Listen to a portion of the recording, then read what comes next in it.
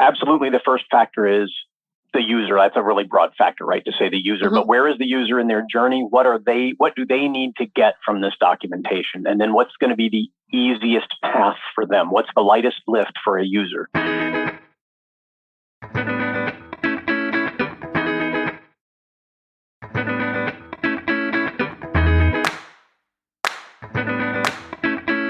Welcome to the Knowledgebase Ninjas Podcast,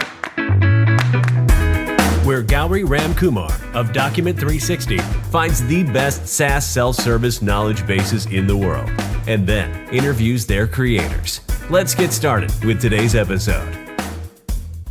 Good day, everyone. Our guest today is Steve Bream, Documentation Lead Manager at DataStax. Welcome, Steve, to the Knowledgebase Ninjas Podcast. How are you doing today? I'm doing well. Thank you, Gowri, and thank you for having me. Super. Thank you, Steve. So I just mentioned your name, but please feel free to introduce a little bit more about yourself and how did you initially got into documentation, please? Well, I joke that I was destined to be a tech writer. My mother was an editor and my father was an electrical engineer. And it still took me 2 careers before I ended up in documentation, first as a contractor and then moved from there into a number of long-running jobs. But I've always been a writer. And when technology came along, I'm part of that generation that were kind of the first folks to have computers in their homes. And when that came along, it opened my eyes to a lot of things. And I found that I really enjoyed that. So being able to join my enthusiasm for writing and my newfound, at that time, love of technology has been a great thing for me. I feel like I get to learn something new all the time and get to write because I'm one of those folks that would write no matter what. I always joke that writers, chefs, and golfers, what do they do on their day off? They write, they cook, and they play golf. So, Super. So that's nice. That's nice to know, Steve. So I think you're the right person to ask this question then. So what is your documentation process at DataStax and who do you normally get involved? Well, we normally get everyone involved. One of our primary tenets at DataStax, one of our sort of core beliefs is everyone is an owner. So everyone has some role in sort of enhancing the customer journey. Docs at DataStax are focused very largely on being there for our users at every step of the way, from what is this to this is how I run my enterprise to I want to talk about this at a conference. So we collaborate with folks across the spectrum. We collaborate with the normal technical resources. We have a great engineering group and we embed writers with the engineering group so that we're involved from the beginning of user experience design right through the marketing campaigns and product launch.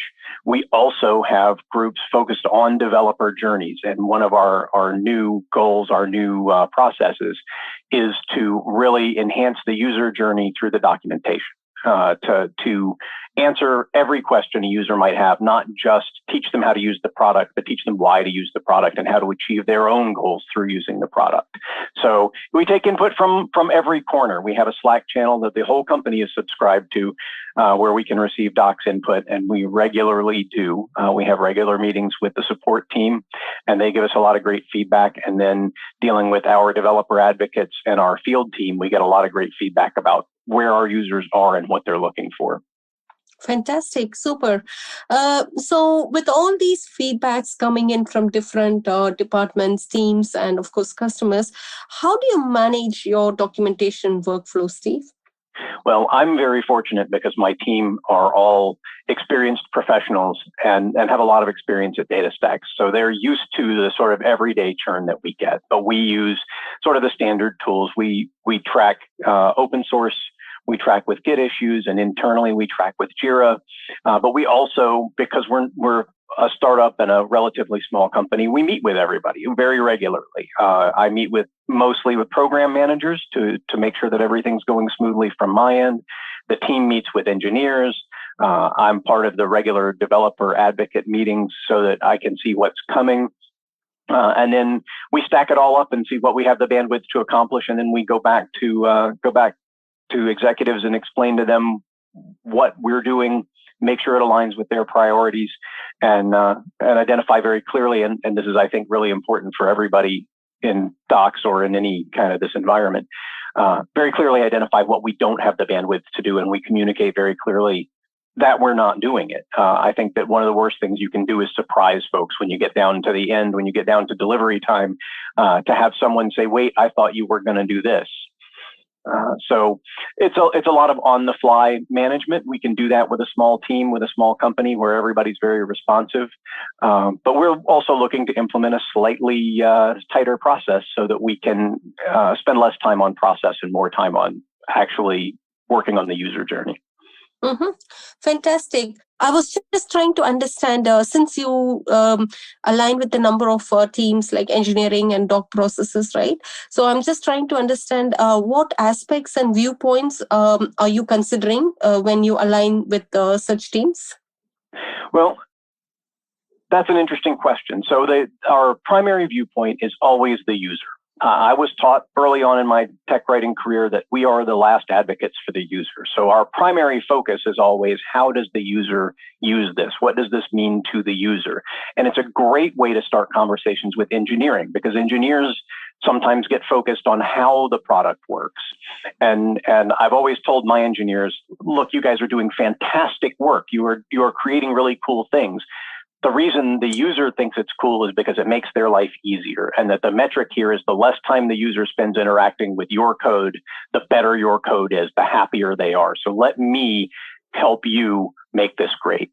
And that's always been our alignment with engineering. We have a very strong team technically, and that always helps when you're working with engineering. So we focus from the very beginning on improving the user experience as we deal with engineering. So making suggestions for things. I think we all know as writers that if something is difficult to document, it's going to be difficult for a user to do. If it's hard to explain, maybe it's too complicated. So we bring that viewpoint to the user experience team, to the engineering team, and then aligning with the product management team and the developer advocates really strengthens our ability to communicate with the engineering team, reinforce the message of, this is what we're designing the product experience to be. This is what we're designing the product to do. And we have an intention for how users are going to use it, right? It's not simply a Swiss Army knife that we put out there and say, here's a Swiss Army knife, user, do whatever you want with it. We build products, we design products to achieve user goals, and we have an experience in mind as we design them. And being the bridge between the folks who are designing that user experience and the engineering team, or being another voice with the engineering team, I think is one of the biggest value adds that we have, the ability to use our technical credibility with the engineering team to reinforce that user-focused message. Super. Fantastic. Steve, I know you did mention about your team quite often already. So can I just ask you, how big is your team, if you don't mind? Sure. Our team right now is 6 people. 6 people. So super. And the reporting structure, like how do you report on your documentation, and who do you normally report to? Or do you report to someone? Oh, I do. I report to the vice president of product management. We're a very flat company. We don't worry about organizational charts, and we don't really worry about titles. Part of our ethos of everyone is an owner is, if you see something, say something, right? If you see an opportunity to improve, or if you see a problem, good ideas come from everywhere. But we do report now through the product management organization, which again, I think really strengthens the message that documentation is here to enhance the user journey. It's here to ease the transition from, this looks interesting, to, this is a thing that I run my enterprise on. So it keeps us focused on the message. It helps organizationally, even though I just said we're not an organization chart company. It does help keep us focused on the user journey, the developer advocacy for our developers, our customers. And we haven't, because we were previously under engineering, we have great connections in engineering. It's in our DNA. I think it's in every tech writer's DNA to gravitate towards engineering. So we have great relationships with our engineering teams, and we're building great relationships with our product teams. And I think that makes us much more effective, that we can think about things from both perspectives. Fantastic. Super. So just following on to that question, Steve. So I think I have 2 questions, but let me ask you the first one. So important factors, what do you consider when creating documentation? What are your top maybe 3 or 4 important factors? Well, absolutely. The first factor is the user. That's a really broad factor, right? To say the user, but where is the user in their journey? What do they need to get from this documentation? And then what's going to be the easiest path for them? What's the lightest lift for a user? So we align things by, we have a cycle that we try to keep that starts with awareness and ends with advocacy. So a user becomes aware of DataStax and what we offer. They become interested. They do some research. They start to use it in a limited sort of sandbox kind of way. They find that it meets their needs. They move it into production. They find that it meets their needs again. And then they become advocates for us with other users. So we try to align our documentation with the stages of that cycle so that a user is always going to get what they need. Now, the other bottom line is technical documentation always has to answer the question of what does this knob do? What does this setting do? How do I do this very technical thing? So we always focus as well on technical completeness. So we start with, where's the user in their journey? We design the architecture to meet the user where they are. And then we want to make sure that the technical content is exactly right, because technical content that's not quite exactly right isn't really helpful to anyone. Yeah. Understood. Super. So I think, so in your opinion, what do you think has been the most important innovation when it comes to document tracking? So in your entire career, so what's the most important innovation when it comes to document tracking? Wow. Well, I guess that would depend on what you mean by document tracking. Internally tracking, I've become a huge fan of Git. I like knowledge bases. I like automation. I like the ability to know where every piece is at any moment and to create documentation that's sort of programmatic and created by rote. We do a lot of that with automation. In terms of external document tracking, the as-a-service business has become a tremendous boon to technical writers, because we can know so much more about who our users are because they are customers who are signed in. We can know not just that this is developer-facing documentation that's designed to help somebody at this stage of the process, but we can know, for example, that this person is using this product, that the last time they were here, this was what they searched for, and we can help present them, we can analyze that information and help present them with predictive information that lets us say, you were doing this. Usually when you're doing this, we see that means, we see that means that your goal is to complete this task. Let us help you complete this task, right? So the ability to really know who our users are, right? One of the great challenges in documentation is we're always asking everyone we meet, who are our users? Who is our audience? And now our audience tells us all about themselves when they sign in. Yeah, super. That I think that's very true. So you cater your documentation needs according to the audiences, because not everybody receives the documentation the same angle. Yeah. And, with today's technology, we have so many ways to provide the necessary information in a different format, to your point, that not everyone receives the documentation in the same way. Not everyone learns the same way. So the ability to provide animations, videos, podcasts to help users really digest information in their preferred way, I think has been a tremendous help for all of us, and open up a lot of markets for tech writers if you're a bit enterprising. Yeah. True, very true.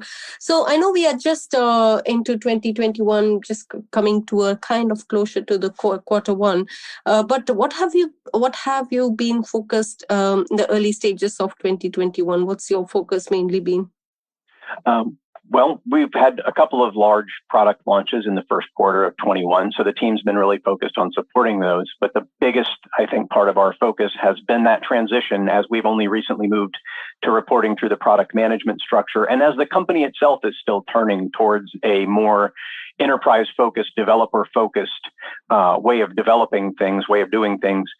We've really been focused on how do we take this really great set of documentation that we have that's very technically complete and really suitable for existing customers who want to really extend what they're doing with our products. How do we transition that to generate awareness among potential customers about our products? And how do we ease that journey from being aware of DataStax and DataStax products to being a user.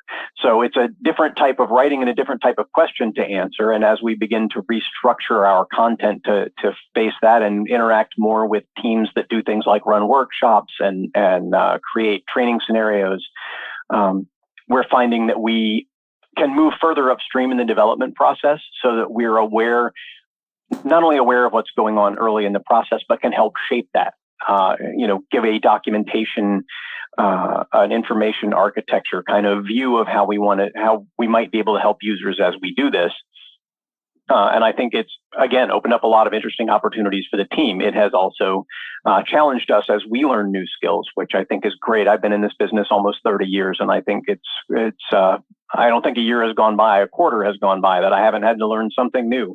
And I certainly have been very much in learning mode for the last couple of quarters, and I've had a lot of fun with it. It does feel like every day is drinking from the fire hose, but at the end of the day, I feel like I've really learned something and that I've got some more to offer to the users by learning those things. Absolutely fantastic. So I know you referred users in a number of places during our conversation.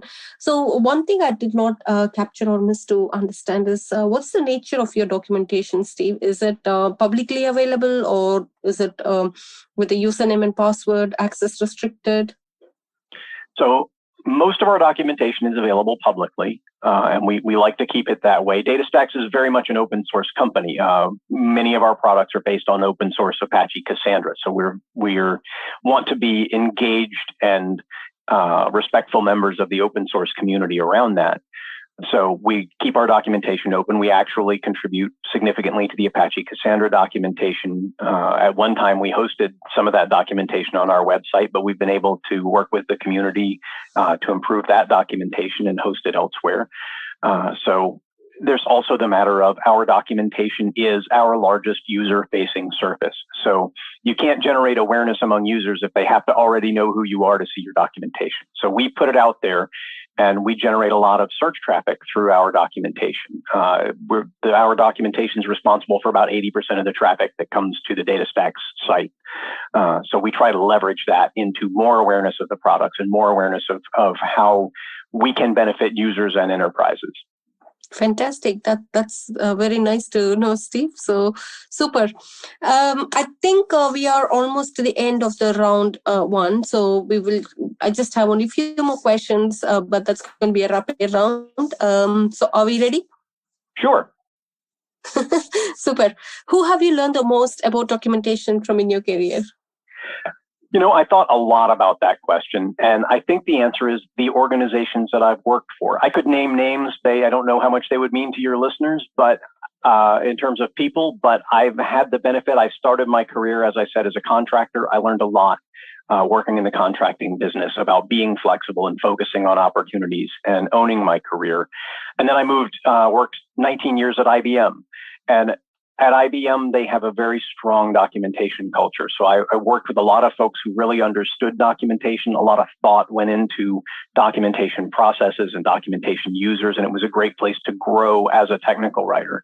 And since then, I've moved on to other organizations where I've kind of become the teacher, and I've learned that you learn probably more from teaching than you do from studying. So it's been a fantastic journey for me moving to Red Hat and working with a fantastic team there as we grew significantly during my time there, learning how to grow an organization, how to help develop that culture. And now at DataStax, as we're making this turn to really focus on users and enterprises, to work with this team as we focus on becoming that on-ramp to the DataStax experience.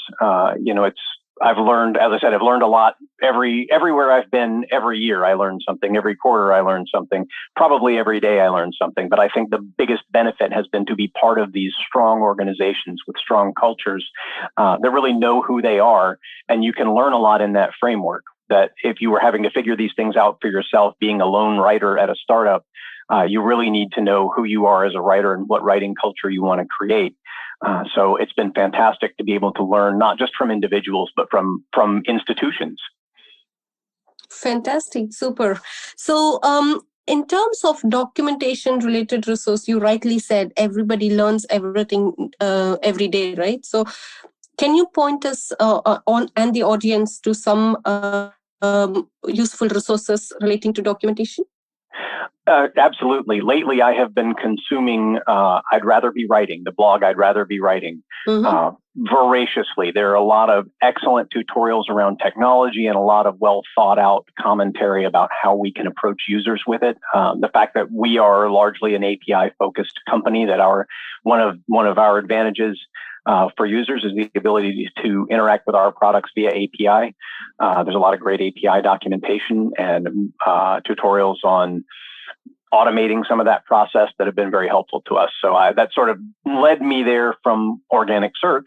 And I've stayed. I pick up the RSS feed now and read the new articles when they come out because I think they're very interesting. Fantastic. So I would rather be writing from Tom Johnson. Super. So my last question for today, what is the one piece of documentation related advice you would give to your 20-year-old self?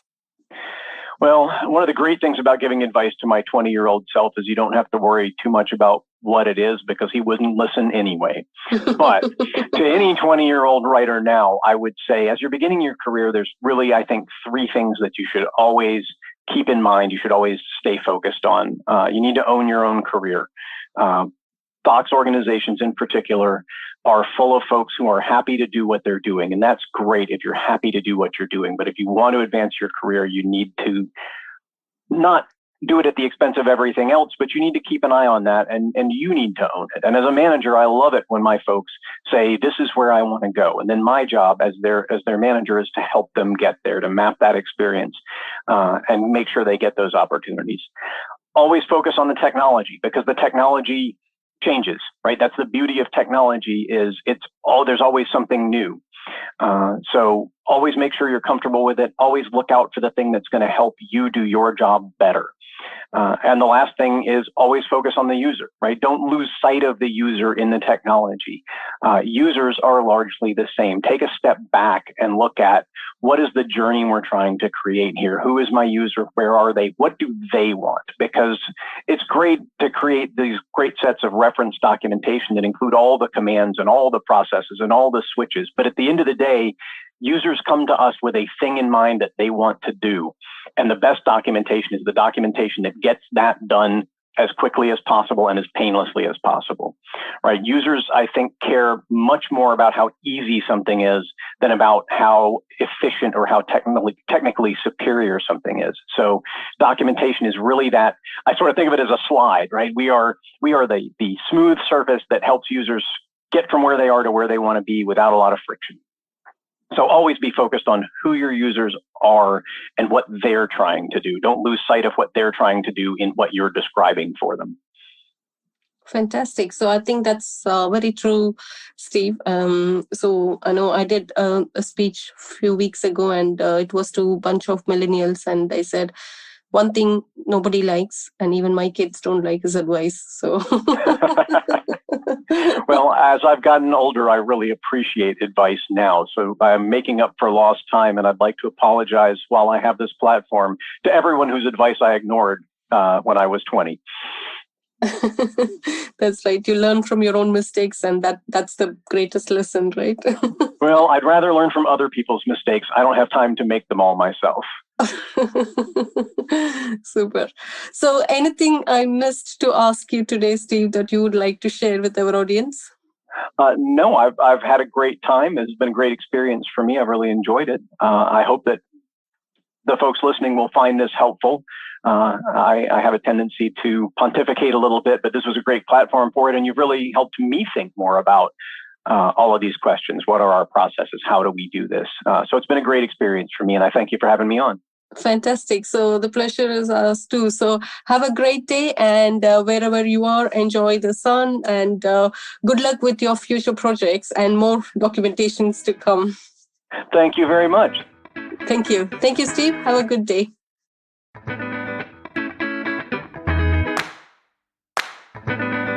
Thanks for listening to today's episode of the Knowledgebase Ninjas Podcast.